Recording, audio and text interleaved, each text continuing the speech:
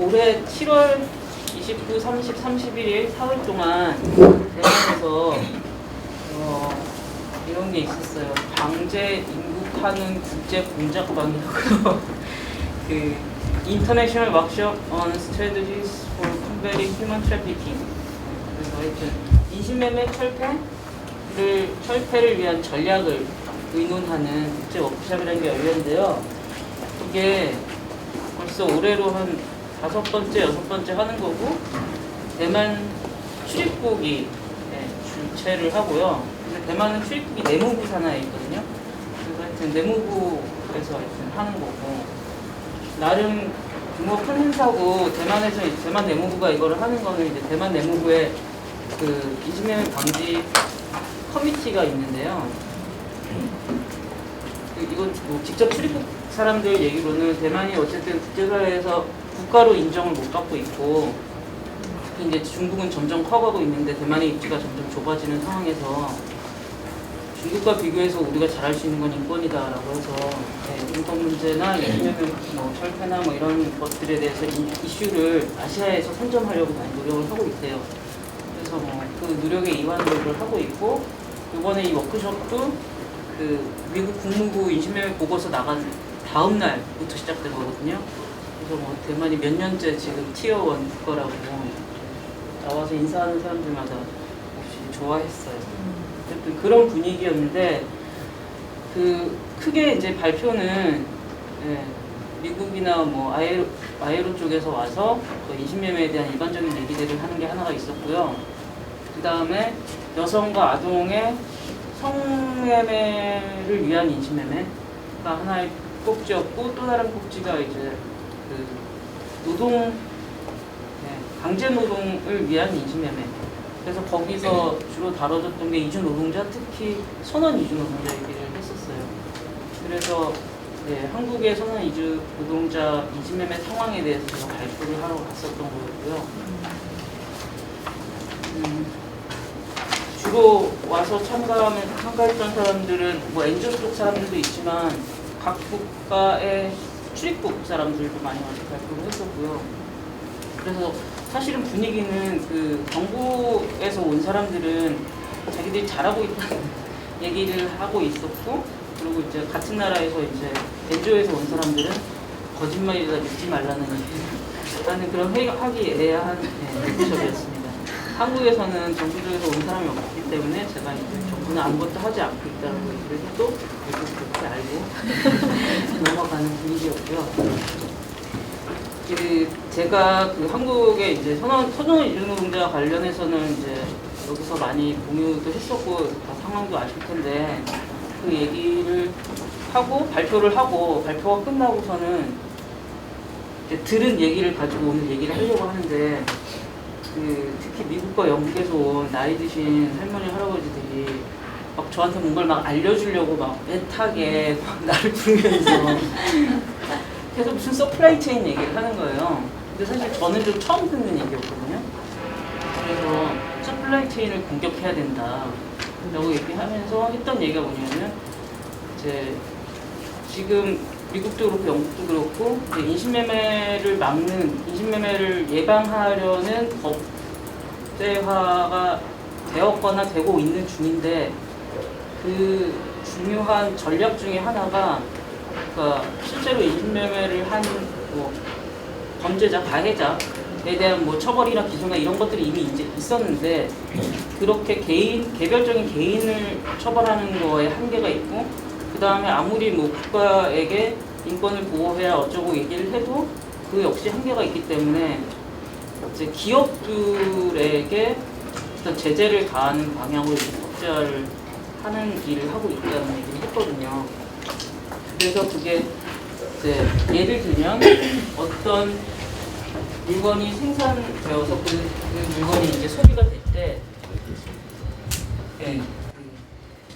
좀 규모가 큰 기업 같은 경우에 뭐 소위 말하는 다국적 기업 이런 기업들은 그 기업에서 판매하는 그 제품들이 굉장히 여러 나라에서 다단계 공정을 통해서 이제 최종적으로 미국 혹은 영국에 들어와서 그게 다시 소비자들한테 가는데, 그 기업들이 판매하는 그 상품이 생산되는데 거치고 있었던 모든 과정에서 노동력에 대한 인지매매나 노동 착취가 있었는지 없었는지를 감시를 하겠다라는 거거든요. 그 법의 내용은 그런 거였고요. 그래서 이제 그러면서 저한테 예로 여러 가지 예들을 이제 설명을 해줬어요. 이렇게 해봐라 저렇게 해봐라. 그래서 이제 그 얘기를 몇 개를 제가 소개를 해드리려고 합니다. 일단 받으신 자료집에 아름다운 첫 페이지를 넘기시면 딱 두 쪽짜리 별점이 있는데 오늘 아침에 급히 준비했는데 일단 인신매매에 대해서 우리는 되게 협소하게 생각을 하는데 뭐 인신매매 안에 뭐 강제노동이라든지 노동착취라든지 이런 것들이 들어간다는 건 다 아실 거고요. 그다음에 한국의 이주노동자 특히 이제 농축산업이나 산업 이주노동자들 같은 경우에는 누가 봐도 인신매매다라고 얘기를 하기가 되게 쉬운 게 신분증 압류된 채로 일을 하고 있고 그 다음에 굉장히 열악한 환경에서 돈도 적게 받으면서 일을 하면서 근로계약서 안 쓰는 일도 너무 자주 있고 그리고 특히 선원들 같은 경우에는 이미 한국에 입국할 때부터 굉장히 크게 빚을 지고 들어와서 그 빚을 갚기 위해서라도 여기에서 벗어나지 못하는 그런 상황이기 때문에 뭐 충분히 인신매매적인 합격이 있다라고 얘기를 할 수도 있는 거고 뭐 인신매매나 혹은 뭐 강제노동에 대한 지표 같은 거는 그 워크숍에서 소개됐던 내용이기도 하고 뭐 다 아시는 내용이기도 하겠지만 일단 정리를 해본 거고요. 그래서 이제 미국에서 얘기를 했던 게 이 Transparency in Supply Chain Act라는 게 있는데 그냥 제가 한국말로 공급과정의 투명성법이라고 번역을 했어요. 이게 처음 이제 인신매매 얘기가 이주노동과 관련해서 나오게 된 게 1995년에 캘리포니아 주에 엘몬티라는 동네가 있는데 거기에 있는 의류 공장에서 72명의 타이 이주노동자들이 노예 같은 생활을 하고 있던 것이 밝혀졌대요. 그래서 이 사람들은 갇혀서 일을 하고 있었고 하루에 17에서 22시간 동안 일을 하고 그 다음에 갇혀서 일을 했다는 게 실제로 정말로 무장한 경비원들이 공장 주변을 감시를 하고 있었고 95년인데도 불구하고 시급을 69센트를 받았는데 거기에서 또 식대랑 이 사람들한테 지급되는 생필품이 이 사람들에게 빚이 되고 있는 그런 상황이었다고 합니다. 그리고 이 사람들이 들어올 때 브로커를 통해서 들어오면서 4,5천 달러 정도 돈을 내고 들어왔고 그것도 빚으로 가지고 있고 그렇게 했는데 어쨌든 이 사람들의 상황이 이렇게 처음에 알려졌을 때만 해도 그냥 조용한 상황에서 누군가가 여기서 도망을 쳤대요. 도망을 쳐서 그 사람이 이제 주위에 알렸는데 그때만 되게 크게 알려지지 않다가 그 타이 커뮤니티 디벨롭먼트 센터라는 게 있었는데 거기에서 이거를 좀 크게 문제를 삼아서 우리로 치면 이제 노동청에서 다른 그 관계 기관과 같이 이 공장을 급습을 한 거예요. 그래서 실제로 이렇게 많은 사람들이 거기에 갇혀서 일을 한다는 걸 알게 됐고 그래서 이 사람들을 빼왔는데 빼와서 어디로 보내냐면 외국인 보호소로 보낸 거예요. 그래서 이 사람들이 보호소에서 있으면서 이제 이 사람들이 그 상황을 고발을 하고 그다음에 이게 이제 이슈가 되는데 힘을 합쳤던 이 타이 센터나 아니면 다른 뭐 그 이민자 노동자 그룹들에서 이제 다시 시위를 한 거죠. 어떻게 사람들을 구출을 해달라고 했더니 보호소에 가둘 수가 있냐. 그래서 이제 7일 만에가 이 사람들이 다시 어쨌든 풀려났대요. 풀려나면서 이 일을 계기로 생긴 게 이제 인신매매 폭력 피해자 보호법이라는 게 만들어졌고 여기에서 처음으로 인신매매 피해자에게 T1 비자를 주는 거. 그래서 이 사람들이 체류 자격을 받고 지원을 받고 구제를 받고 필요하다면 이후에 시민권까지 갈 수 있는 그런 계기가 됐던 사건이라고 합니다.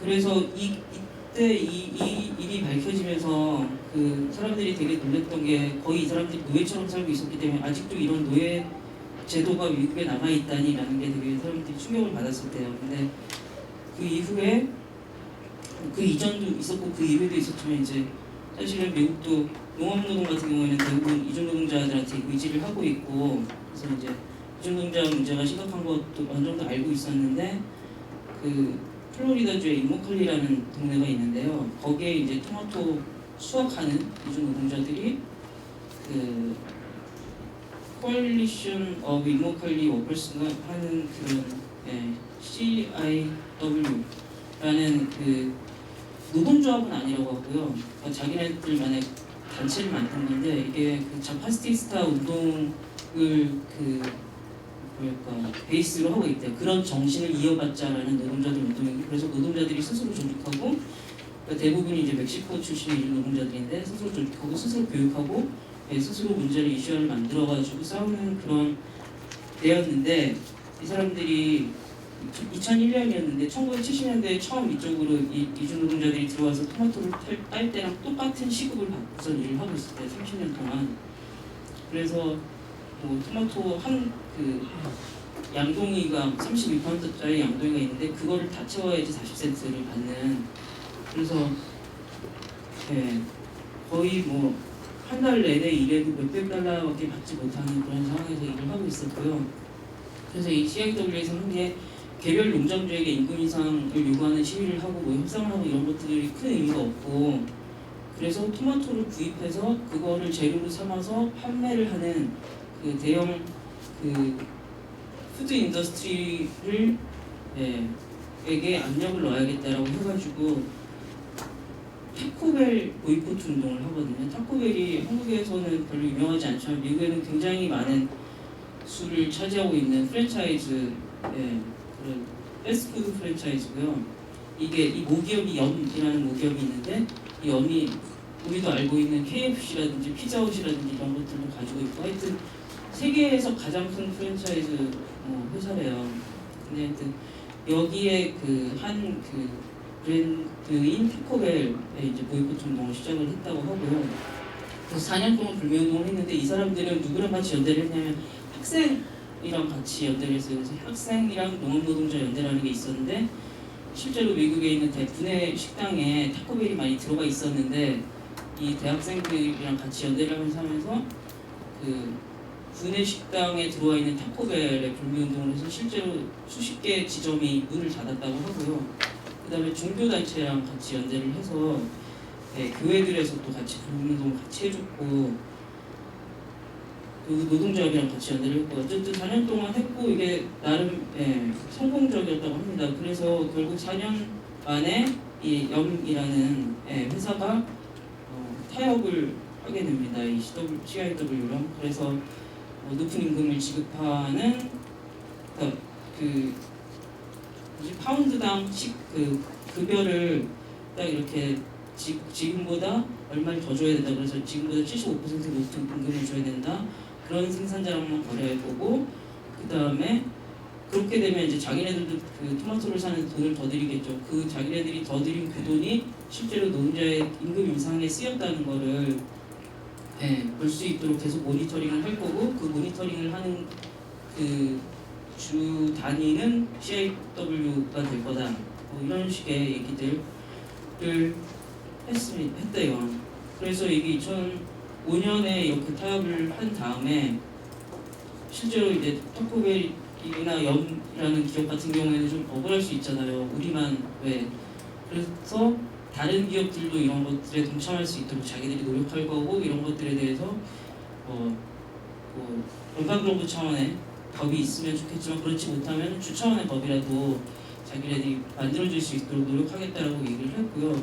실제로 CIW는 타코벨 이후에 무슨 맥도날드, 버거킹 이런 거 차례차례 이렇게 해서 그쪽도 다 법은 아닌데 이제 회사마다 이제 코드 오브 컨덕트라는 게 있는데 그거에 이제 이런 내용들을 담는 그거를 했다고 합니다. 그래서 이런 일들이 이제 2001년 이후에 특히 이제 2005년에 이 협의 이후에 계속 진행이 되고 있었는데 그 와중에 이제 플로리다보다 캘리포니아주에서 먼저 바로 그 Transparency in Supply Chain Act라는 게 만들어졌고요. 그래서 2012년부터 실제로는 시행이 됐는데 뭐 연간 총 수입이 1억 달러가 넘는 제조업 또는 판매업에 종사하는 업체가 그 해당 업체에 제품을 공급하는 모든 과정에 있는 업체에서 노예 노동이나 인신매매가 없어요. 임시명가 없어지도록 노력을 해야 되고 그걸 위해서 이런 것들을 해서 자기네 회사 홈페이지에 그거를 매년 한 번씩 고지를 하는 거를 그게 그냥 법의 골자입니다. 그래서 어떤 내용인지는 뭐 밑에 이렇게 적어놨고요. 지금 현재 미국에서는 그래서 하원에서 어쨌든 연방법으로 발의는 됐는데 아직 통과는 안 돼 있고요. 그래서 전체 미 전체 법의 이름은 비즈니스 서플라이 체인 트랜스퍼런시 온 트래피킹 앤 슬레이브리 액트라고 지금 올라와 있고요. 2015년에도 다시 발의가 된 걸로 알고 있습니다. 그다음에 사실은 여기에 되게 영향을 많이 받았다고 하는데 영국에서도 비슷하게 2013년에 이제 영국 내에 존재하고 있는 인신매매 강제노동에 대한 보고서를 발간을 했는데 It Happens Here라는 보고서고요. 거기에서 뭐 가사노동 종사하는 사람들, 그 다음에 일반적인 그냥 노동자들, 그 다음에 성매매에 종사하는 노동자들, 그 다음에 아동들이 어떻게 영국 사회에서 뭐 착취당하고 있고 어떤 식으로 노예처럼 일을 하고 있는지를 이제 보고서 보여주면서 우리도 뭔가 여기에 대해서 대안이 필요하다는 얘기를 하게 돼서 이제 이거 운동을 했고요. 그래서 지금 2015년에 영국에서 모던 슬레이버리 액트라고 제정돼서 시행하게 되었습니다. 그래서 근데 이 모던 슬레이버리 액트는 하나 들어가 있는 게 그 선박에 관한 조항이 법안에 따로 들어가 있어요. 그래서 선원들, 그러니까 영국 배를 타는 선원들은 물론이고 영국 그 영해에서 조업하는 그런 배를 타는 외국인이건 영국인이건 그런 선원들이 인신매매에 해당하는 조건에 노예처럼 보이는 그런 상황에서 일을 한다면 거기에 대해서도 처벌할 수 있는 그런 것들을 만들었고요. 마찬가지로 여기에서도 국가적인 투명성을 위한 규정들이 있어서 일정 정도 이상의 규모가 되는 기업들의 제품을 공급하는 회사들, 그 체인들에 대해서 다 그 대기업이 다 감시를 하고 그런 일들이 일어나지 않는지를 보게 하는 그런 것들을 마련을 했다고 합니다. 이게 일단은 법으로 만들어졌을 뿐이고 실제로 이게 어떻게 얼마나 효과적으로 그 규제가 되고 있고 이런 거는 사실 좀 더 시간이 지나야 될 것 같아요.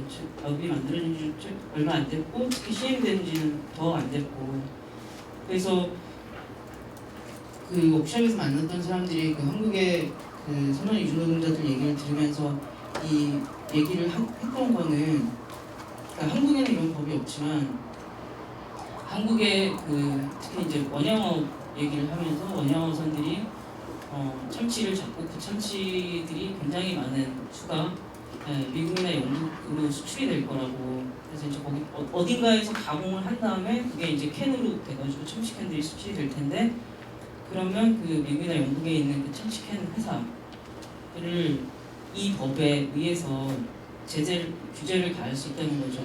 그렇게 되면 그쪽에서는 자기네들이랑 거래하는 공급이 되는 그 서플라이 체인의 어딘가에 있는 그 한국 원양 선사들의 압박을 가할 수밖에 없을 거다 라는 얘기를 했던 거고 그래서 제가 나는 서플라이 체인을 알지 못한다 사람들이 그 참치를 잡아서 어디로 파는지 모르고 어디서 가공이 돼서 어떻게 가는지 나는 모른다고 했더니 했던 얘기가 이 법안이 통과된 이후로 그 굉장히 많은 언론에서 찾고 있대요.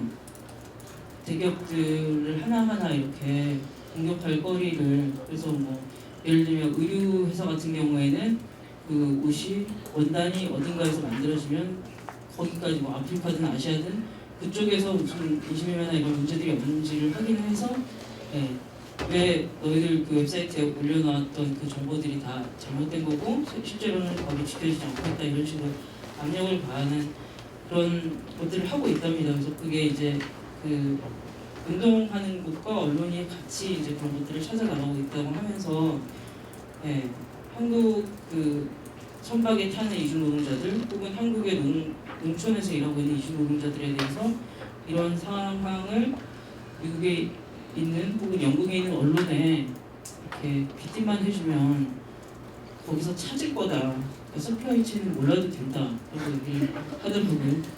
그래서 알겠다고 했죠. 근데 어쨌든 이게 사실은 그러니까 한국에서 이런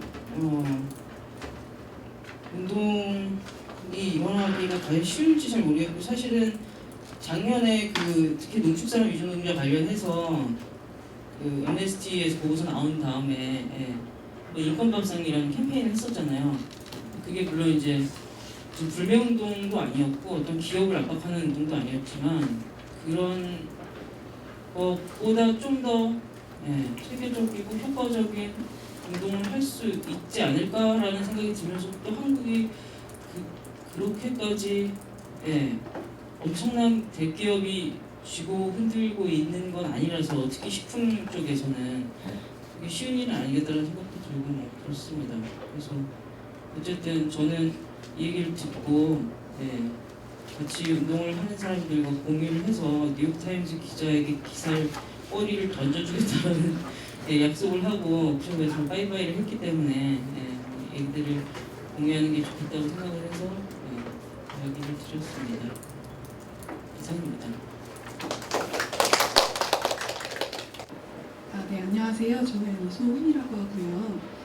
오늘 제 발표 제목은 재동포 비자 체제의 변화와 조건적 수용입니다. 제목이 좀 어려워서 죄송하고요. 주요 내용은 90년대 말, 그다음에 2000년대 초만 해도, 그때까지만 해도 중국 동포와 이주 단체가 같이 여러 단체가 같이 했었는데, 그 이후에 특히 2007년 방취제 시작 이후로는 정책이 굉장히 좀 복잡한 방향으로 바뀌었고, 이런 정책에 이주 사업이라고 하는 비즈니스 사업체가 되고 이제 개입할 수 있는 여지가 많아서 동포들의 경우 문제가 있을 때, 궁금증이 있을 때 노조나 이제 단체를 찾아오거나 아니면 법무부에 물어보기보다 여행사나 행정사에 먼저 가는 그런 좀 올바른 정보의 유통으로 봤을 때 바람직하지 않은 그런 경로를 이용하고 있습니다. 그래서 이제 서로에 대한 이해도 부족하고요. 정책이 워낙 어렵다 보니까 정책에 대한 이해도 좀 부족해서 바뀐 정책, 2007년 이후로 굉장히 많이 바뀌었는데 거기에 대한 이제 제대로 된 이해가 없어서 그 정책 중심으로 제가 간략하게 설명을 하도록 할 거고요. 그 다음에 그 관련된 이제 동포에 대한 굉장히 많은 오해들이 있어요. 그거에 대해서 몇 가지를 짚는 그런 시간을 가지려고 합니다. 그래서 사실 내용이 꽤 많은 편인데요. 30분을 준수하도록 노력을 하도록 할 거고요. 혹시 좀 복잡해서 이해가 좀 어렵다 하시면 나중에 질문해 주시면 감사하겠고요. 또 시작하는 말로 이제 중국 교포나 조선 쪽이나 여러 가지 이런 표현이 통용이 되고 있는데, 저는 이제 중국 동포라는 단어를 쓰겠습니다. 이건 꼭 교포나 조선 쪽이나라는 말이 부정적인 뜻이 있어서 그런 게 아니라 이제 정책상이나 동포 단체가 쓰는 단어이기 때문에 그렇다는 것을 참고하시기 바라고요. 제가 다 잘 보이시나요? 네. 90년대와 2000년대 초반의 동포 정책에 대해서는 아주 간략하게 설명을 하겠습니다. 이게 제가 발표 내용은 아닌데 여기에서 이 부분은 잘 모르시는 분이 좀 계실 것 같아서 2000년대 중반에 취업관리제나 특별고용허가제, 그리고 결과적으로 방문 취업제가 시행되기 전까지 한국으로 조선족의 이주는 친척 방문이 유일한 경로였습니다. 그래서 92년 한중수교가 되면서 연락이 끊긴 친척들을 조선족 2세들이 연락하여서 한국 친척들이 발부한 초청장을 가지고 임시 방문 비자로 들어오셔서 체류 기간을 넘기시거나, 아니면 정부 주도로 시작한 농촌 총각 연변 처녀와 결혼시키기 프로젝트를 통해서 열린 경로로 상용화된 브로커를 통해서 국제 결혼으로 들어오시거나, 아니면 국제 결혼이 이제 굉장히 빈번해진 후에 열린 위장 결혼, 이것도 상용화된 경우인데요. 여기 그 사진을 보면 아시겠지만 위장 결혼을 통해서 브로커를 통해서 들어오시거나, 아니면 한국에서 결혼한 딸이나 한국 친척이 발부한 초청장을 다른 사람한테 파는 형태였습니다. 마지막에 좀 복잡한데요. 그러니까 쉽게 말해서 우리 딸이 결혼했다, 아니면 우리 딸이 위장 결혼을 했다. 그러면 이 사람의 친정 부모한테 한국으로 초청할 수 있는 그런 초청장이 나오는데 그 초청장을 가져와서 입국해서 체류기간을 넘길 수도 있고, 아니면 이 초청장을 넘긴다, 이름을 판다라는 표현인데요. 다른 사람들한테 팝니다. 그러면 다른 사람이 그걸 받아서 이제 그 사람의 여권, 이것을 위명 여권이라고 하는데, 여권을 발부해서 한국에 들어오는 형태입니다. 이게 아직까지도 해결이 안 되고 있는 위명 여권이라는 건데요. 현재 중국 동포의 3%, 그리고 전체 미등록 체류인의 10% 정도가 중국 동포인데요. 이 상당수가 위명 여권으로 들어왔다가 여태까지 몇 차례 사면 기간이 있었는데, 사면 기간을 이제 사면을 받으려면 중국에 들어가서 뭐 이런 과정을 거쳐야 하기 때문에 사면 기간 등을 놓쳐서 현재까지 이제 생활하는 분들이 이런 경우입니다. 이처럼 소위 불법 체류자를 양성하는 이주 산업이 발달한 것은 여러 가지 이유가 있겠지만, 첫째, 이제 중국에서 개혁개방 정책으로 현금과 자유 경제에서 생존하는 것이 굉장히 중요하게 여겨지기 시작한 찰나에 92년에 한중 수교가 되면서 한국행이 시장 상품화 되었기 때문이고요. 그러니까 한국에서 한 달을 일하면 당시 중국에 1년에 월급이 나온다, 소위 말하는 이제 환율의 마법 같은 이야기가 이제 상품화되는데 더해지면서 초청장이나 결혼 등의 시장이 생기고 팔리기 시작했습니다. 두 번째 이유는 한국으로 입국이 그만큼 선별적이고 어려웠기 때문입니다. 한국은 당시에 중국 사람들이 뭐 한국에 열리면 다 들어온다, 그러면 중국과의 외교 마찰이 생긴다 이런 것을 들먹이면서 친족들한테, 그러니까 한국에 친족이 있는 사람들에게만 방문을 제한을 했습니다. 그러니까 한국에 연고가 있는, 그러니까 자기 아버지의 친척이 한국인인 경우, 그런 사람들만 사실상 입국을 할 수 있었는데요. 그러니까 물론 그것 때문에 50년간, 그러니까 남북 분단이 되기부터 92년 수료까지 50년간 연락이 끊긴 친척들끼리 다시 연락이 되고 그런 사례도 없지 않았습니다. 근데 많은 수의 중국 이주 1세대는 고령으로 사망했고, 한국에 이주한 것은 중국에서 태어나서 수교 전에는 이제 조국이라고 하면 북한만 알고 한국의 기억은 거의 없는 조선족 2세대였습니다. 90년대에는요. 세 번째는 지리적인 이유인데요. 여기 제가 지도를 놨는데, 중국 동포가 밀집되어 있는 지역이 동북 3성, 그러니까 흑룡강성, 길림성, 노영성입니다. 여기 회색으로 있는 데가 여기가 길림성이고요. 위에가 흑룡강, 밑에가 유련왕성인데요. 여기 빨간색인 조선 쪽 특별자치구, 그러니까 연변이라고 하죠. 거기에 인구가 많고 조선 쪽 도시가 형성이 되어 있습니다. 근데 역사적인 이유로 안쪽 지방, 그러니까 여기를 연변을 제외한 이쪽 지방에 흑룡강성, 묘령성, 그다음에 길림성 안쪽 지방에 한국의 연고가 있는 동포가 많고요. 연변에는 한북도, 함경도 출신, 그러니까 북한 출신이 대부분을 차지합니다. 그러니까 무연고 동포라고 하는데, 한국에 연고가 없으신 분들이 밀집 지역에 대거 거주함으로 인해서 시장이 생겼을 때 이 부분, 그러니까 소비자라고 하는 연변 지역에 거주하고 계시는 동포 분의 대부분이 한국에 입국할 수 있는 경로가 결혼 또는 위장 결혼 이거밖에 없었던 그런 상황이었기 때문에 이런 시장이 맨 처음부터 형성이 되었다고 생각이 됩니다. 중국 동포 정책에서 차별에 대한 담론이 나온 게 재동포법 때문인데요.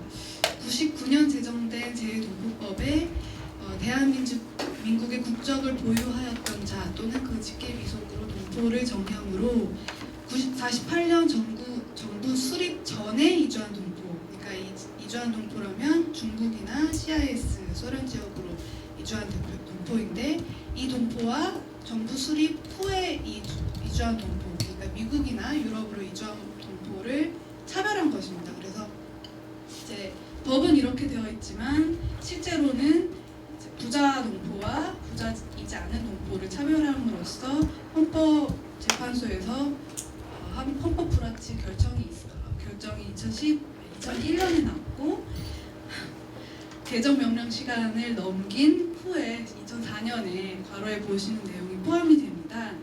여기 보시면 수립 전에 국외로 이주한 동포를 포함한다. 사실상 CIS와 중국 지역 출신 동포들이 포함이 되었는데요. 문제는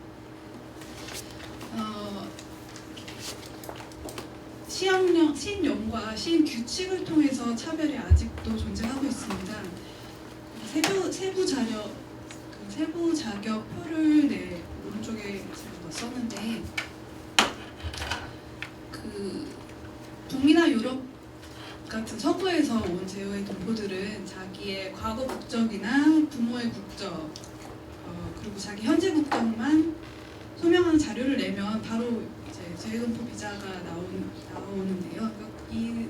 사실 과정이 굉장히 쉬운 과정이에요. 근데 CIS나 중국, 그러니까 소위 말하는 법무부 장관 특별 고시국가인가 뭐 이런 식으로 표현이 있는데 거기에서 출신한 동포들은 그 외에 여러 자료를 추가 제출해야지만이 F4라는 재외동포 비자를 획득할 수 있습니다.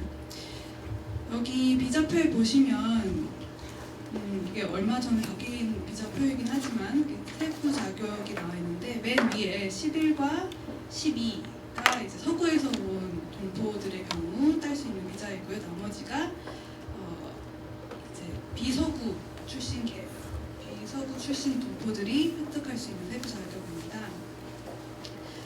이런 차별이 가능한 근본적인 이유는 현재에서 다른 사건으로 합헌 결정을 내린 재외동포 단순 노무 금지라는 이유인데요. 재외동포들은 원칙적으로 단순 노무를 할 수 없게 되었습니다. 여기 이렇게 나오는데 참고로 여기 재외동포 오타가 나는데 이거는 2005년에 나와서 2011년에 되어서 고쳐졌습니다. 아무튼 그 단순 노무를 할 수 없게 되었는데 이게 굉장히 문제가 많은 것이 원칙적으로는 세 가지 F4 재외동포 비자 죄송해요 이거 11쪽인데 제가 옮겼어요. 재외동포 비자를 소지한 사람들은 단순 노무 행위를 할 수 없게 되어 있고 그 후에 이번 선량한 풍속이나 그 밖의 사회 질서에 반하는 행위를 할 경우 그 다음에 공공의 이익이나 내 취업 질서 등을 유지하기 위해서 그 취업을 제한할 필요가 있다고 인정되는 경우에 이제 취업 제한을 할 수 있도록 되어 있습니다. 근데 이게 굉장히 임의적인 잣대로 해석이 되고 있는데요. 예를 들어서 단순 노무 행위는 맨 처음에 이제 48개 업종 분류표에서 산업 분류표에서 단순 노무라고 분류된 것 플러스 몇 개의 서비스 직종, 뭐 마사지사라든지 아니면 음식 판매원이라든지 음료 판매원이라든지 이런 것을 합해서 48개 업종이 맨 처음에는 제한이 되었어요. 근데 이후로 2010년에 한 번, 또 2015년에 한 번 이런 취업 제한이 풀리기 시작합니다. 그래서 가사 육아 도우미는 2010년에 풀렸고요. 제조 관련, 그러니까 수동 포장원과 상표 부착원 제외, 그러니까 수동 포장원이라고 하면 샴푸 같은 것을 만들면 여기 뭐 이렇게 화장품 병에 뭐 샴푸 붙이고 뭐 이런 분들 같아요. 그거 외에 모든 제조업에는 그 단순 노무 행위에 대한 제한이 풀립니다. 2015년 올해 얘기예요. 그리고 농입업 단순 종사원은 2015년에 이것도 올해 법무부 고시를 통해서 제한이 풀렸습니다. 그 외에 아직 제한이 있는 경우는 이제 복지시설 보조, 뭐 마사지사, 놀이시설, 그 다음에 골프장, 스포츠 종사원. 중요한 것이 이제 음식물 판매, 그러니까 음식점에서 일하시는 분들 있죠. 이분들의 경우 아직도 제한이 있고요. 건설업의 경우도 아직도 제한이 있습니다. 건설업의 경우는 이제 단순 노무를 하는 경우 제한이 있고 기능공이라고 하는 목조라든지 이런 기능공은 지금 제한이 풀린 상태예요. 제한이 맨 처음부터 있지는 않았고요. 사실 그런 상태입니다. 이제 여기에 대해서는 제가 나중에 시간이 되면 좀 더 설명을 하도록 하겠고요. 어쨌든 단순 노무라는 잣대가 굉장히 인위적이고 여러 가지로 해석이 될 수 있는 그런 영역인데요. 그런 이유로 지금 F4의 중국 CIS 출신 동포에 대한 차별이 아직 있습니다. 전체적인 동포 비자의 체계에 대한 그림을 그리자면 여기 제가 4가지를 설명해 놨고 이 중에 3가지를 중점적으로 발표해서 설명을 드릴 텐데요. 이 외에도 사실 굉장히 많은 종류의 비자가 있습니다. 그 동포 비자 체계가 지금 굉장히 복잡한데 제 발표와 관련되고 소지한 사람의 숫자도 많은 비자들을 꼽은 것입니다. 첫째는 단기 방문이 있고요. 통상적으로 90일이고 취업 활동도 제한되어 있습니다. 사회보험 가입 안 되고요. C3A 비자가 여기 포함된다고 제가 여기 적어놨는데 이 C3A 비자에 대해서 제가 나중에 설명을 드리겠습니다. 두 번째는 유학 비자. 이거는 2007년 전에는 경로가 제한되니까 유학의 목적이 아니지만 유학 비자를 가지고 들어오신 사람들이 많았는데 지금은 감소 추세입니다. 세 번째는 단순 노무라고 하는 비자인데요. 주로 H2라는 방문 취업제 비자입니다. 이 비자는 단순 노무직만 취업이 되고 국적이나 영주권을 딸 수 있는 기회는 제한되어 있습니다. 왜냐하면 한 번 받을 때마다 3년을 받으시는데 3년 만기 후에 출국해서 중국에서 6개월을 대기하고 나서 들어오시거나 아니면 3년 만기 후에 뭐 1년 10개월 연장을 해서 4년 10개월, 그러니까 5년 되면 안 되니까요. 4년 10개월 만기 후에 또 출국해서 6개월을 대기하고 들어오시거나 해서 5년을 체류할 수 있는 5년을 계속해서 체류할 수 있는 통로를 막아놨습니다. 5년을 계속해서 체류하면 국적 취득이 가능해지니까요. 그게 이제 단순 노무직 H2라는 방문 취업자 비자이고요. 네 번째가 가족 친척 혈연에 의한 비자입니다. 국적자나 영주권자나 F4 소지자의 경우 자기의 가족이나 친족들을 데려올 수 있는 기회가 있는데요. 자격이 있는데요. 이 비자의 경우 취업 제한이 있을 수가 있습니다. F1 비자의 경우 취업 제한이 있고 제가 아까 말씀드린 재외동포 F4 비자도 취업 제한이 있죠. 먼저 이제 소위 단순 노무 비자라고 하는 것에 대해서 말씀을 드리겠습니다. 여기 밑에 방문 취업제만 말씀드릴게요. 시간이 없으니까. 지금 방문 취업 제도는 단순 노무 분야 32개 업종과 서비스 업종에서 취업 가능하고 최장 3년 체류 가능합니다. 이게 헷갈리는 것이 그러니까 쉽게 그렇게 생각하시면 돼요. 지금 동포의 비자 중에 제일 많은 것이 H2와 F4입니다. H2는 방문 취업제고 F4는 재외동포 비자예요. 근데 방문 취업제는 단순 노무직만 되는 비자입니다. 그리고 F4 재외동포는 단순 노무직이 원칙상으로는 안 된다고 하는 그런 이제 명목상의 단순 노무 금지인 그런 비자입니다. 근데 역설적으로 이 두 비자 그룹이 굉장히 많으세요. 방문 취업제는 2007년 당시 왜 이게 획기적이었냐면 무연고 동포가 한국에 싸게 들어올 수 있는 통로가 열렸기 때문입니다. 그러니까 2007년 전에는 제가 아까 말씀드린 위장 결혼이나 뭐 친족 방문이나 뭐 이런 이유로 인해서 불법 체류자의 비율이 굉장히 높았어요. 소위 불법 체류자라고 하죠. 그 비율이 굉장히 높았는데 2007년 방문 취업제는 불법 체류자를 없애기 위해서 쉽게 말하면 들여온 제도이거든요. 그래서 이제 무연고 동포도 브로커에게 많은 돈을 쓰지 않고 들어올 수 있도록 했습니다. 30만 3천 명이라는 쿼터가 있고요. 근데 사실 2008년 이후로 이 쿼터가 넘어본 적은 한 번도 없습니다. 언제나 이제 미달인 상태이고요. 무연고 동포의 경우 한국말 시험을 쳐서 외국인력위원회가 결정한 쿼터에 따라서 들어올 수가 있습니다. 그래서 시험을 합격한 사람들이 모두 들어올 수 있는 것이 아니라 쿼터에 따라서 그 수가 제한이 됩니다.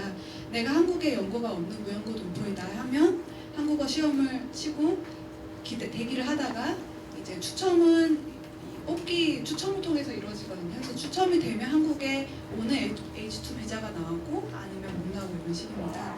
근데 이제 그 고용 허가제도 이런 비슷한 문제가 있는데 보통 이런 정책 발표가 나면 한국어 시험을 치시고 학원에서 공부를 해서 한국어 시험을 치고 그다음에 합격했는데 추첨이 안 돼가지고 대기를 하시는 분이 굉장히 많죠. H2도 그런 상황이 나와서 이제 추첨 인원에 대기자가 많아서 사람이 밀리기 시작합니다. 그래서 나온 것이 C3H라는 동포 방문 90일짜리 비자인데요. 외국인력위원회에서 법무부랑 노동부랑 이 입장 차이가 조율이 안 되니까 어떻게 보면 법무부가 이렇게 전략을 짭니다. 그래서 C3H로 일단 입국을 하게 해놓고 이것을 D4라는 연수비자로 바꾸게 한 다음에 여기서 연수를 마치면 H2를 준다 이런 식으로 이제 전략을 짜는데요. 여기서 D4라는 비자가 제대로 준비도 하지 않고 뭐 그냥 오자마자 학원에 보내니까 여기에 굉장한 문제가 나오는데 그 학원에 가가지고 한국 드라마를 본다거나 뭐 말도 안 되는 그런 연수를 하시면서 이제 문제가 계속 제기가 되니까 결국 D4라는 연수 제도가 없어지고요. 현재는 C3A로 들어오시면 뭐라 그러죠? 사단법인 동포교육지원단 이 단체도 굉장히 웃긴 단체인데 지원단에서 승인을 받은 사설교육기관에서 6주 180시간 교육을 이수를 하면 H2라는 방문 취업 비자로 변경을 할 수가 있습니다.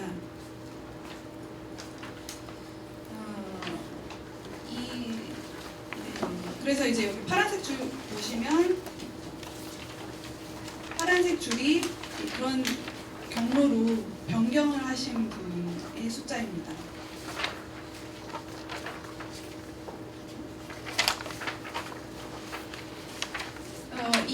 여기 표는 방문 취업과 재동포 자격 입국자의 이제 추이를 보여주는데요. 보시면 2010년 이후에 대동포 비자 소지자가 크게 듭니다. 이거는 왜 그러냐면 2010년 전에는 주로 서구에서 온 사람들이 F4를 땄는데 중국 동포에게 이 비자가 열리면서 이제 구성이 바뀌는 게 아니라 숫자 자체가 엄청 커집니다.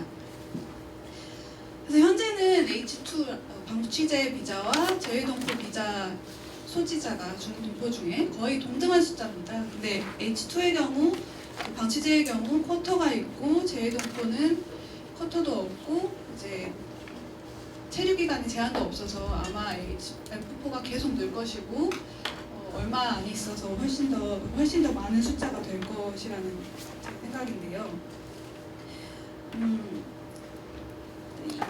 H2라는 단순 노무 직종에서 일할 수 있는 비자에서 F4라는 단순 노무 직종에서 일할 수 없는 비자로 바뀌게 된 것에 대한 좀 배경을 말씀드리겠습니다.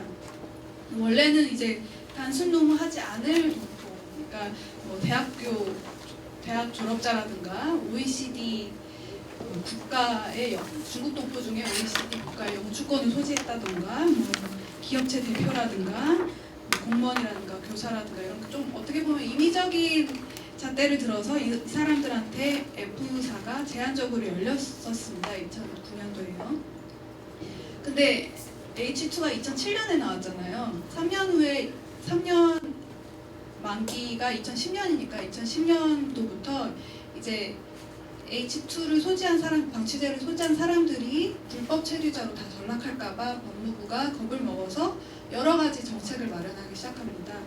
그 하나가 2010년에 나온 장기 근속 또는 한국에서 일하지 않을 동포에 대해서 F4를 열어둔 것입니다. 그래서 장기 한 직종에서 1, 2년간 근속을 하거나 아니면 이제 63세 이상이거나 이런 동포에게 F4를 취득할 수 있는 기회가 열리고요. 2012년에 이것이 이제 5년 만기가 되는 방취제 비자를 가진 사람들이 만기가 되는 시점인데요. 이때는 2012년도에 엄청난 그렇게 많은 사람들이 비자가 만기가 되었고 법무부에서 이제 이분들 다 불법 체류자로 전락할 것 같아서 큰일 났다 뭐 이런 대책 이런 문제의식 속에서 대책을 세운 것이 기능사 자격증입니다. 어디 뭐 안산이나 대림이나 이런 곳에 가시면 F4라고 이렇게 대문짝만하게 써놓고 기능사 자격증 뭐 어떤 무슨 자격증에 대한 광고를 보셨을 거라고 생각이 드는데 명목상으로는 내국인 일자리 보호를 위해서 건설 분야를 제외한 국가 기술 기능사 이상 자격증 소지자에게 F4 취득 기회가 열립니다. 또 왜 기능사 자격증인가라는 문제에서 국가 기술 자격증 기능사 이상 취득한 사람에게 F4 취득 자격이 주어지는데 이 기능사 자격증은 굉장히 임의적인 잣대입니다. 왜냐하면 이것이 취업 기술 습득이라는 던지와는 전혀 관계가 없습니다. 기능사 이상 기능사 자격증 취득 이후에 이 분야에서 꼭 일을 하지 않아도 됩니다. 기능사 자격증은 비자를 전환하기 위한 도구이고 내가 어떤 일을 하는지와는 전혀 상관이 없습니다. 예를 들어서 간병인 노동 하시는 분들이 굉장히 많은데 현재는 간병 노동자로 F4로 전환할 수 있는 방법이 없거든요. 그래서 세탁기능사라든지 뭐 중식조리사라든지 뭐 아무거나 쉬운 거 자기가 할 수 있는 거 상관없는 자격증을 따시고 나서 F4로 전환을 하시고 그 다음에 다시 간병 노동자로 노동을 하시곤 합니다. 그래서 시험 칠 때마다 시험료도 다시 내야 되고 시험 공부를 하려면 이분들이 다 불안정한 직장에 계시기 때문에 일당제 이런 데 많이 계시기 때문에 일도 빠져야 되기 때문에 월급도 그만큼 손해를 보죠. 그래서 제가 한번 법무부 관계자와 인터뷰할 일이 있었는데 기능사 시험이 직업교육도 아니고 자격증 딸 수 있는 사람이 뭐 따로 정해져 있는 것도 아니고 자격증이 일하는데 쓸모가 있는 것도 아닌데 이게 도대체 무슨 잣대냐 그러니까 기능사 자격증이라는 것이 한국인도 따기 힘든 자격증이니까 이것이 있으면 뭐 어느 정도 수준이 있다고 평가할 수 있다. 그래서 F4로 이제 한국에 장기 체류하기에 적합하다 뭐 이런 반응이었습니다. 그 기능사 시험을 30만 H2 방치제 소지자들에게 열어서 이것을 따고자 하는 사람들은 많은데 그러니까 보고서에 의하면 3분의 1 정도의 이제 F4 자격 취득자가 기능사 자격증으로 변환을 계획한다는 이제 보고서가 있습니다. 근데 이것을 자격증을 따는 것은 사설 학원이 하고요. 이거에 대한 관리는 굉장히 미흡합니다. 그래서 이제 각종 미사업으로 관리를 하고요. 또 학원들의 운영 방식에 대한 제한도 물론 없고요. 이게 굉장히 문제인데 납방한 사람에게 다시 다른 수업을 권해서 학원비를 받는지 하는 형식입니다. 자격증 과정마다 55만 원에서 100만 원 정도를 지출하는데요. 아까 제가 30만 병치제 소지자 중에 80%가 F4가 전환 이항이 있거든요. 근데 그 중에 3분의 1이 자격증을 통해서 취득할 것을 계획을 하니까 30만에 80%의 3분의 1은 8만 명 정도 되거든요.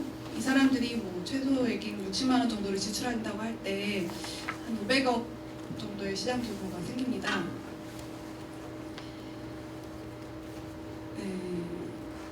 그리고 비자 체계가 복잡하고 정책 변화가 잦아서 사업체 정보를 의존하다 보니까 정확한 정보 전달이 안 되는 것도 문제입니다. 대부분 학원들은 자격증을 파는데 급급하다 보니까 F4 비자의 제한에 대해서 제대로 된 안내를 해주지 않는데요. 제가 여기 코리아 헤럴드 작년에 나온 기사를 넣었어요.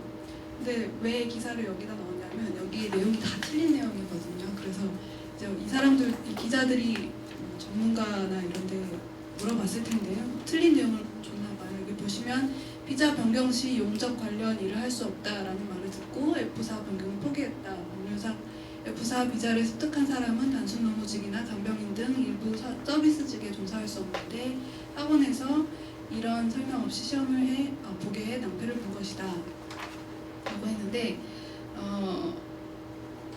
아까 말씀드렸던 대로 간병인은 2010년 이후로는 취업이 가능하고요. 단순 노무직도 아까 말씀드린 대로 제조업, 농축, 임업은 이번에 다 풀렸습니다. 건설업에 제한이 있는 것은 사실인데요. 지금 건설업에 자벽부라고 하는 단순 노무원, 운반원 등의 제한이 있고 기능공이라고 하는 건축원, 조적공, 건물 해체원 이런 분들한테는 제한이 있는 것은 아닙니다.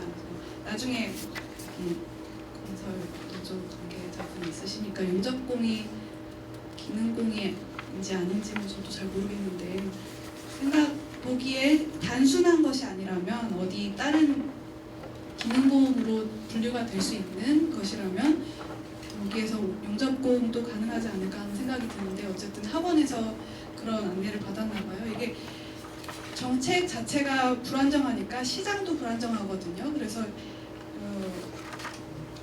일단 동포 사회에서 리더라고 아니면 상담을 하시는 분들에게 사이에서도 지금 의견이 분분하고요.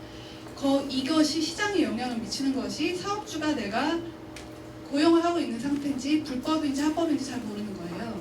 그런 경우도 있습니다. 그래서 지금 제대로 된 정보가 정책이 지금 조금 굉장히 애매모호하기 때문에 제대로 된 정보가 나오지 않고 있는 것이 문제이고 사실 더 근본적인 이유는 제한을 두고 있는 소위 단순노무직, 서비스직이라고 하는 영역이 제도권 밖에 있기 때문에 이 영역 자체의 기능공과 단순노무공 사이에 기준이 모호하고 제도화하기 어려운 것이 또 문제입니다.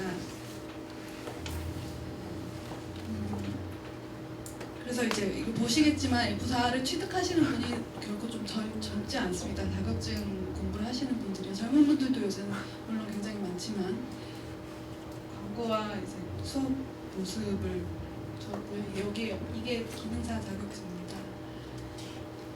그래서 무분별한 자격증 바람이 불고 있다는 거에 한 예로 금속재 창호 기능사를 줄 텐데요. 이게 금속재 창호 기능사가 왜 기능사 시험에 인기가 굉장히 많았냐면 여기에 필기 시험이 없어요. 실기 시험만 보면 기능사 자격증을 딸 수가 있는데 이제 그래서 필기가 다 0입니다. 그 중국 동포 가운데 한국말이 어려워서 필기 시험에 약하신 분들이 많거든요. 한국말이 어려워서 그렇기도 하고 워낙 고령이시고 또 막 60세, 60대 되신 분은 이제 문화혁명 때 학교를 다녀서 학교도 제대로 안 다니시고 뭐 그런 분도 많고 아무튼 여러 가지 이유, 고령이고 여러 가지 이유로 필기 시험을 꺼리는 경우가 많은데요. 그래서 2010년 전에, 그러니까 2011년에 이 제도가 나왔습니다. 2012년에 제도가 나왔죠. 이전에는 이제 450명, 400명 응시하던 시험에 제도가 나오고 나서 8,000명이 모입니다. 그 다음에는 14,000명이 모이고요. 그 다음에 이게 너무 불리니까 법무부에서 이거를 제외해버려요. 그러니까 다시 500명으로 줄였죠. 네, 그 중에 상당수가 고령, 50대 이상의 중국 동포들이 금속재 창호 기능사, 그러니까 이게 50대 이상 되어서 이제 막 이렇게 내가 건설업을 하든 안 하든 이것도 여성분들도 꽤 많이 따셨거든요. 쓸모가 있든 없든 이제 창문 만드는 법을 배우셔서 기능사 자격증을 따시고 다시 뭐 간병인을 하시든지 아니면 식당으로 가시든지 하셨던 일을 하셨던 걸로 보입니다. 그래서 이것이 금속재 창호 기능사의 경우 굉장히 좀 급격했지만 다른 여기도 중식 요리 기능사를 보시면 알겠지만 제가 산업인력공단에 이제 정보공개 청구를 해서 받은 자료인데요. 뭐 몇 개 이런 인기 많은 직종에 굉장히 급격한 변화가 있습니다. 그러니까 이거에 따라 당연히 시장도 형성이 되고 한 번만에 안 붙으시는 분이 굉장히 많아요. 50% 이상이라고 하는데 국가기관도 그러니까 이 산업인력공단도 굉장한 이익을 보고 있죠. 시험을 응시할 때마다 시험료를 내고 뭐 그런 비용을 지출하는 게 있으니까요. 그래서 제가 얘기하고 싶은 건 그겁니다.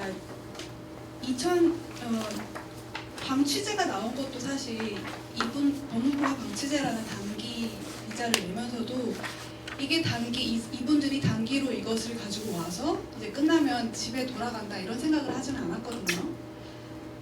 단지 불법 체류를 해소하기 위해서 그런 제도를 만든 것 뿐이죠. 그래서 H2가 끝나니까 F4라는 또한 어떤 불안정한 그런 비자를 만들어 놓고 거기로 점프를 하게 만드는 그런 경우입니다.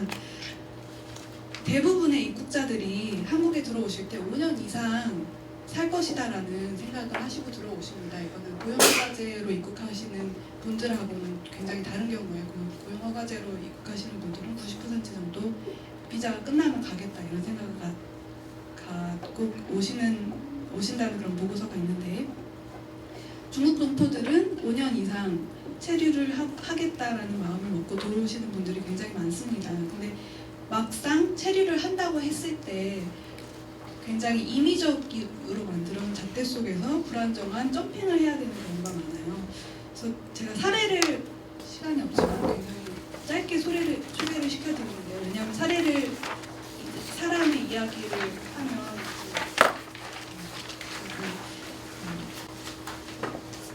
건조하게 설명한 정책에 좀 얼굴이 생기니까요.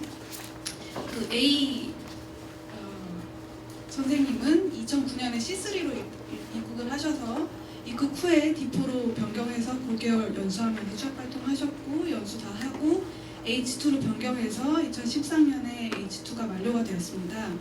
그래서 만료가 되기 전에 F4로 변경하기 위해서 이민재단에서 실시하는 뭐 그런 수업을 들었고, 그 수업 안내받기에 수업 듣고 2년간 동일 직장에서 근무하면 F4로 바꿀 수 있다고 해서 근무했는데 3년 비자에서 1년 10개월 연장을 하기 위해서 보니까 취업 등록을 했었어야 되는데, 취업 등록을 뭐 그 시장에서 가사 도우미 아무도 계약서 쓰지 않고 취업 등록하지 않으니까요. 알고 보니까 그렇게 안 하고 그냥 일을 하셨던 거예요. 그래서 노동부에 물어보니까 소급 적용 되지 않는다고 해서 할 수 없이 교육받은 거 상관없이 중국으로 출국하셨다가 6개월 기다리시고 다시 입국하셔서 H2 비자로 지금 있으시거든요. 그래서 인터뷰하면서 계산을 해보니까 현재 가지고 있는 비자 만료되는 날이랑 60세 생일이랑 비슷하네요. 60세 넘으면 F로 전환이 가능하거든요. 그래서 어쨌든 교육받은 것은 소용이 없게 됐죠. 뭐 그런 분이 있으셨고요. 두 번째는 이제 54세 때 H2 비자로 한국에 입국하셔서 59세 비자가 만료되신 거예요. F4 전환하고자 공부하셨으나 59세다 보니까 안 되셨고, 그래서 할 수 없이 출국하셔서 60세 이상의 F4가 나오니까 3개월 만료되는 C3A 비자로 3개월씩 왔다 갔다 국경 넘기라고 하는데, 청도에 아침에 청도든지 뭐 아무거나 출근하는 싼 비행기표를 사서 아침에 출국해서 거기에서 그날 당일에 돌아오는, 그러니까 국경만 넘는, 그러면 다시 C3A라는 90일짜리 비자가 나오거든요. 그걸 3개월에 한 번씩 1년에 4번 하셔서 1년에 4번 하셔서 생활하시다가 60세가 넘어서 F로 변경하신 경우고요. 세 번째 사례는 이분은 좀 젊은 분인데 남편과 함께 H2로 박치제 비자로 입국하셨어요. 남편 시부모님 다 한국에 계시고 자기도 형제도 여기 있고, 그러니까 중국 동포 가운데는 이제 비자가 굉장히 불안정한데도 불구하고 가족 친족들이 여기 있는 경우가 굉장히 많거든요. 그리고 심지어 남편 시부모님 한국 국적이시고요. 남편은 2년 동안 동일 직장에 근속을 해서 F4로 변경을 하였는데, 자기는 이제 온 중에 임신을 하였고 임신 때문에 할 수 없이 퇴사를 했고, 그 후에 출산 육아로 좀 바쁘게 지내다가 체류 자격 대책을 마련하지 못하고 F4 자격증 시험을 보려고 했으나 육아 중에 힘들어서 떨어졌고, 비자 만료 후에 중국에 출국해서 남편과 떨어져서 6개월 어떤 친척집에서 있던 자기 임시 거처를 마련했던 이렇게 6개월 지나다가 중국에서 생활 후에 H2로 재입국을 해서 지금 F1이나 2나 4로 변경을 희망하는데 경로가 많다 보니까 어떤 게 더 유리한지 여행사, 행정사 등이 알아보고 있으신 경우죠. 그래서 제가 결론적으로 말씀을 드리고 싶은 게, 이렇게 굉장히 애매모호한 정책의 실패들이 이주 사업에 개입할 수 있는 그런 여지를 만들어 놓고 이것이 결과적으로 한 개인의 삶을 굉장히 불안정하게 만드는 그런 효과를 그런 결과를 초래를 했습니다.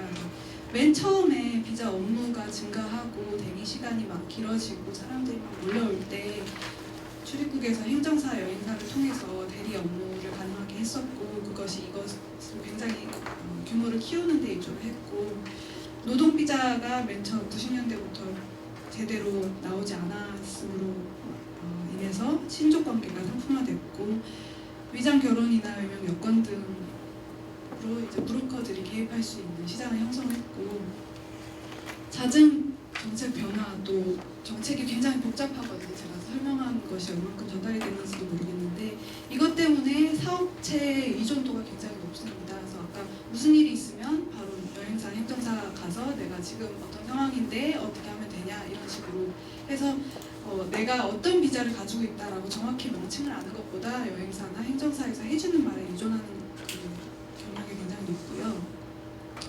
또 C3H나 D4라는 굉장히 임의적인 비자를 이제 제대로 된 정책 해결을 하는 것이 아니라 임의적인 비자를 만들고 또 없애고 이런 과정을 통해서 또 그런 혼란을 초래했고